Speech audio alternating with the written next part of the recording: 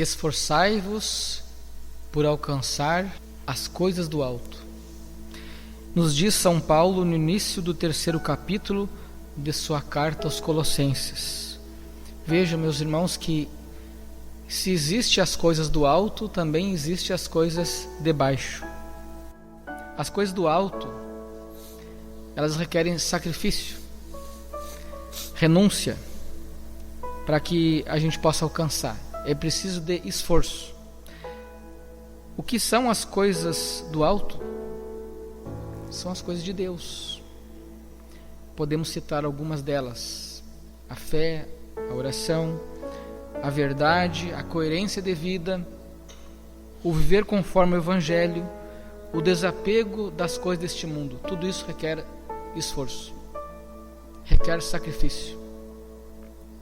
As coisas de baixo, podemos citar algumas: a fama, o prazer, o dinheiro, as bajulações, coisas materiais, imoralidades, impurezas, paixões, maus desejos, cobiça, mentira e tantas outras.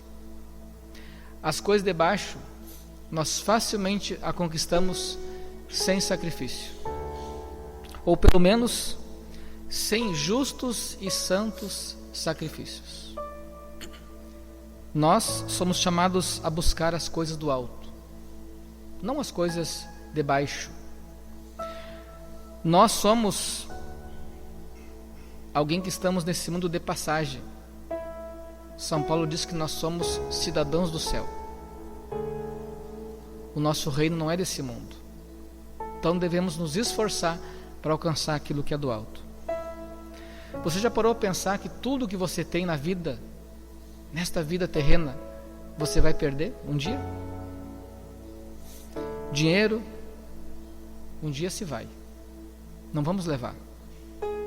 A casa que nós moramos, se a gente não cuida dela, ela cai. Não vamos levar a nossa casa, a nossa morada.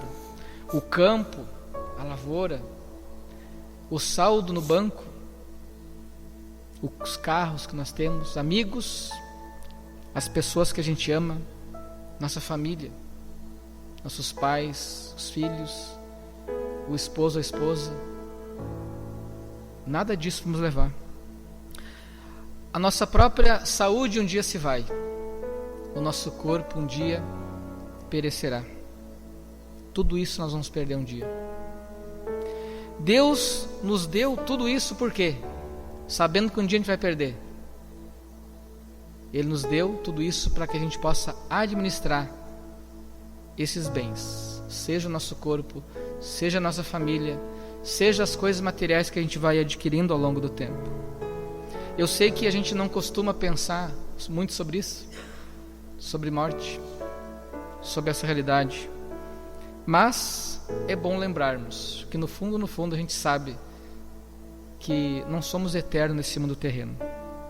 Tem pessoas que quando ouvem esse tipo de conversa, pensam assim: mas então eu tenho que aproveitar a vida, eu tenho que curtir a vida. Esses fogem da questão, fogem da resposta. Pois nada do que é temporal nos preenche e dá sentido à nossa vida. Plenamente, nada do que é temporal terreno preenche essencialmente a nossa vida.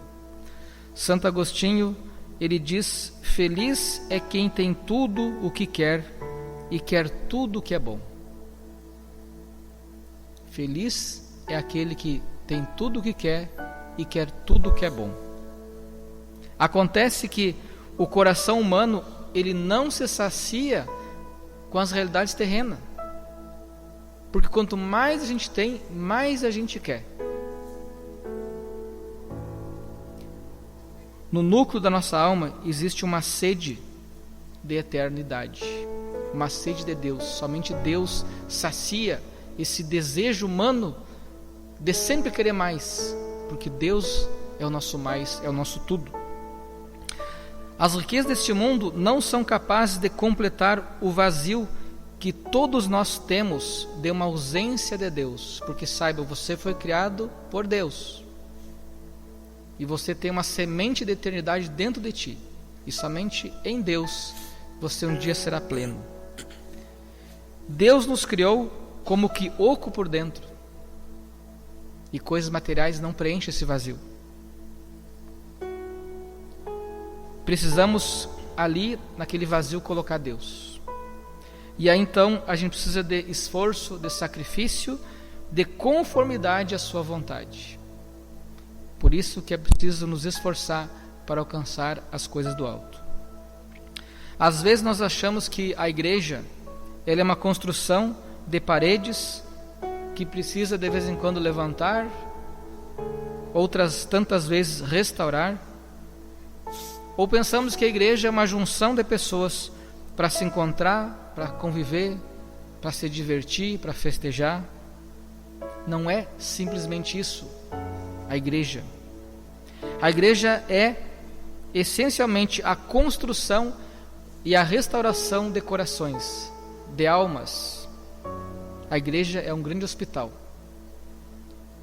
onde a gente chega aqui quebrado pelo pecado, e aqui somos perdoados. Aqui nos alimentamos da palavra, dos sacramentos, e saímos sarados, curados, para lá fora enfrentarmos o mundo. Jesus diz que quem ajunta tesouros para si mesmo não é rico diante de Deus. Não adianta a gente ficar só lá fora resolvendo os problemas materiais desse mundo. Precisamos também colocar Deus em nossa vida. Jesus não está condenando aqui a riqueza desse mundo, mas Ele está condenando aqui a cobiça. O irmão mais novo no Evangelho estava reivindicando que o mais velho tinha ficado com a herança dele, e agora ele quer que Jesus lhe faça justiça. E Jesus, que sonda os corações, descobre que aquele homem, na verdade, ele não queria justiça. Ele queria, é isso que a gente também quer hoje, quer mais, quer ostentar. Tinha cobiça no coração e foi incapaz de se dar conta de que diante dele estava aquele que poderia dar a grande herança, a herança verdadeira, que é o céu.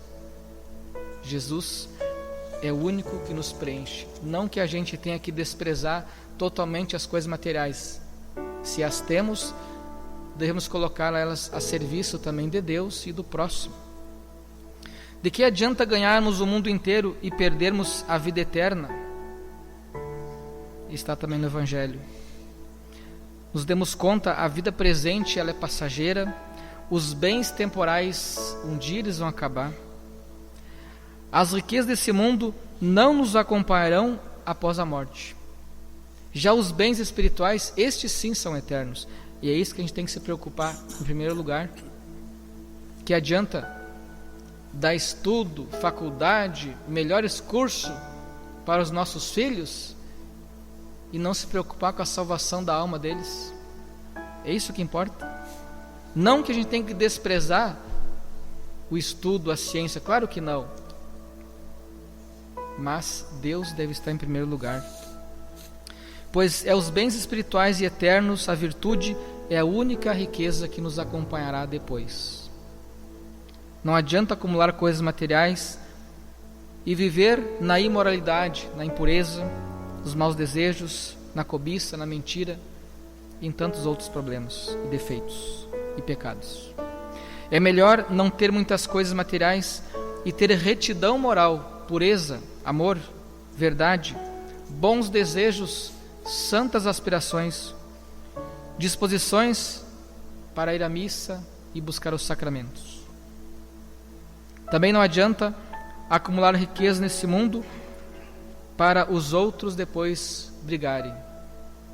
É preciso sondar o nosso coração e nos darmos conta de qual é a nossa riqueza. Diz São João Crisóstomo que para o guloso o seu Deus é o ventre, é o estômago. Para o sensual, o Deus dele é a impureza, sendo cada um escravo daquilo que lhe venceu, pois tem seu coração onde tem o seu tesouro. Nosso tesouro qual é? É coisas materiais ou é Deus? É o céu? Deveria ser isso. Deveria ser a Santa Eucaristia, os valores caros da nossa fé. Santo Agostinho diz que os bens, eles devem ser usados segundo as necessidades e os deveres de cada um, com moderação de quem os usa, e não como quem os valoriza demasiado e se vê arrastado por eles. Dificilmente um rico entrará no reino dos céus, porque a riqueza nos arrasta. No fundo, devemos viver como se fôssemos morrer cada dia. Assim não pecaríamos, já que, diz Santo Atanásio, o bom temor extingue grande parte da desordem e dos apetites, e quem julga que vai ter vida longa facilmente se deixa dominar pelos prazeres. Quem vive somente atrás de riquezas, prazeres, coisas temporais, no fundo, esquece que um dia vai morrer e que terá que prestar contas. Então devemos pensar, é hoje o dia que o Senhor me chama, hoje eu tenho que sair do pecado. Santo Afonso Maria de Ligório, ele diz que devemos nos preparar para a morte, e ele dá aqui algumas dicas, algumas pistas. Primeiro, cultivando vida espiritual intensa. Não deixar para rezar depois que a gente está doente que já não tem mais volta. Ter vida interior. Segundo, lutar para alcançar a santidade pela prática das virtudes. Desde agora que temos saúde, que somos ainda jovens. Terceiro, buscando agradar a Deus. Quarto, fazendo o exame de consciência diário. No final do nosso dia pensar, o que eu fiz hoje que não agradou a Deus? Onde posso ser melhor? Quinto ponto, meditar sobre a morte. Um dia Deus vai me chamar e eu estou pronto? E sexto, participar dos sacramentos, da Eucaristia, da confissão principalmente. Nossa riqueza deve ser Deus e as coisas de Deus, pensando que o último dia de nossa vida é hoje, pensando então na realidade da morte, não como a gente muitas vezes vê em mente, morte como dor, como perda, separação, ausência, mas como encontro e presença com aquele que nos trouxe esse mundo, nosso Senhor Jesus Cristo. Que possamos fazer a cada dia nossa revisão de vida, buscando o desapego das coisas deste mundo, rezando mais, amando e perdoando, sendo da verdade, rezando por aqueles que estão transviados, perdidos, longe de Deus. Aliás, esse é o melhor legado que podemos deixar a esse mundo, a melhor herança, a fé.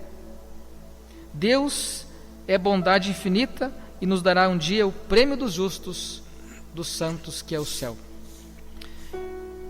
E antes de concluir essa homilia, eu queria também dizer que estamos iniciando o mês de agosto, e o mês de agosto é o mês vocacional. Cada final de semana a gente celebra uma vocação. No primeiro domingo a gente celebra a vocação do padre, porque no dia 4 de agosto, amanhã, é o dia de São João Maria Vianney, que é o padroeiro dos padres. Por isso, o primeiro domingo é o dia do padre. E para mim é uma graça especial, porque amanhã eu também completo 7 anos já de padre. Fui ordenado no dia do padre, 4 de agosto de 2018. E o que é mesmo um padre? Um padre é alguém que, chamado por Deus, sente esse chamado de Deus, se dispõe a seguir Jesus mais de perto, sendo um sinal da presença de Deus no mundo. Por exemplo, algumas realidades que ajudam a gente a pensar nessa presença de Deus nesse mundo e também no mundo que há de vir. É a questão por que o padre não casa. O padre não casa para mostrar para quem casa, vive bem teu casamento. Mas lá no céu, não vai ter casamento. O padre já está vivendo aquilo que é antecipado ao que vamos viver todos no céu. Lá existirá apenas um tipo de casamento. A nossa alma será unida a Deus. Esse vai ser um casamento espiritual. Mas gerar filhos, família, é só nesse mundo terreno. Então o padre já é um sinal do céu no mundo. O padre ele deve se vestir como padre para que os outros o reconheçam. Quando alguém vê o padre, ó, céu, Deus, nos leva a pensar sobre isso. O padre deve se vestir como padre, como eu disse. Por isso que o padre deve usar a veste de padre, a batina, que eu confesso a vocês que é muito chato de usar. Eu não gosto de usar. Me atrapalha muito. Subir escada é um terror.